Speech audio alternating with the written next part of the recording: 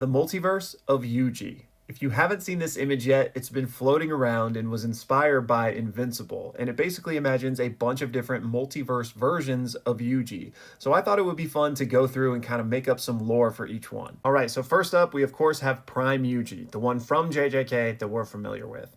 Next up, we've got female Yuji, who's looking a lot like Nobara, honestly. So this is a what if Yuji had been born as a girl, and I imagine she largely has the same abilities and background as our main Yuji here. Then next up, we have Six Eyes Yuji, perhaps even Six Eyes Limitless Yuji. And I think that's the easy assumption to assume that this is just Yuji who is slotted in Gojo's place in his universe. But I think it would be more fun to take a darker twist on it, which is maybe this is a Yuji that ate Gojo's eyes and then got the Six Eyes that way. Now, would that actually work in universe? Probably not, but we know this is the kid that will eat anything in order to defeat Sukuna, so I think that'd be kind of cool. And for Spec Ops Yuji and Medieval Yuji, we actually got this entire other rendition from the original artist that looks incredible. So I'm thinking for Spec Ops Yuji, it could be what if Yuji was born with a true and fully realized heavenly restriction. So he has no cursed energy, but he's even more of a physical demon on the same level as Toji. And instead of wielding curse techniques, he's out here just wielding modern weaponry. And then for Medieval Yuji, this dude might be the most badass of all of them. I'm guessing this is just what if Yuji had been born in a different era. But as you can see, he's still got cursed energy. He's hitting black flashes on the claymore here. And most notably, he's already taken out 2 forms of Sukuna. This dude is not to be messed with. Next up, I think we've got a Toto version of Yuji because it looks like he's about to clap and he's got the hair pulled back like Toto. So I'm going to say that this is a what if Yuji and Toto were actually brothers version of Yuji. And in this universe, Yuji inherited Boogie Woogie, which we'll call like an inherited bloodline technique. And his older brother Toto tragically passed away at some point, but it was his role model, the guy he looked up to the most. So ever since, he's been trying to, live in a way that would make him proud and emulate his older brother.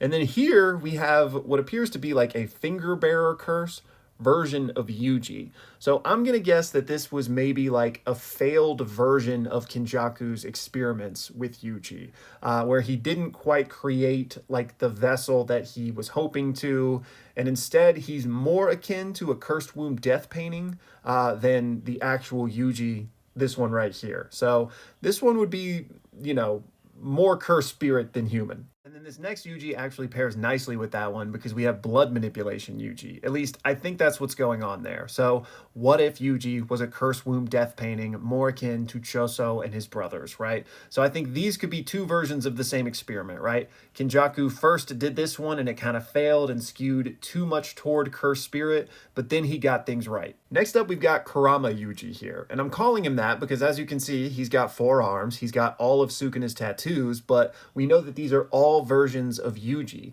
So this must be a version of Yuji that actually made peace with Sukuna, and Sukuna lent him his power to wield freely, very much like Kurama and Naruto. So I'm guessing this is one of the scarier versions here because he's basically the best of both worlds. Then next up, we've got Superhero Yuji, aka what if Yuji had been born in the world of Invincible. And then next up is probably my favorite of all of the depictions here, but we have Heian Era Yuji, aka what if Yuji had been the one born back in Sukuna's place back then. And this one is just it's so cool. I just want to know about like what his lived experience was. But I'm imagining he's a good guy. So like, what if Sukuna had some compassion and empathy back then? I want to know more about this one.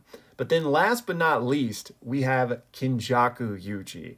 And this one is fascinating because this is something I thought might happen in JJK, way back in the day, if Yuji was the perfect vessel, which in a lot of ways, he could have been, right? Can you imagine a Yuji that was a prison for Sukuna that Kenjaku then took over? So it was like the biggest bads all combined into one. This would have been terrifying. So that's my headcanon. Let me know which one is y'all's favorite. And also let me know if you got any other cool backstories for any of these versions, because I'd love to hear it.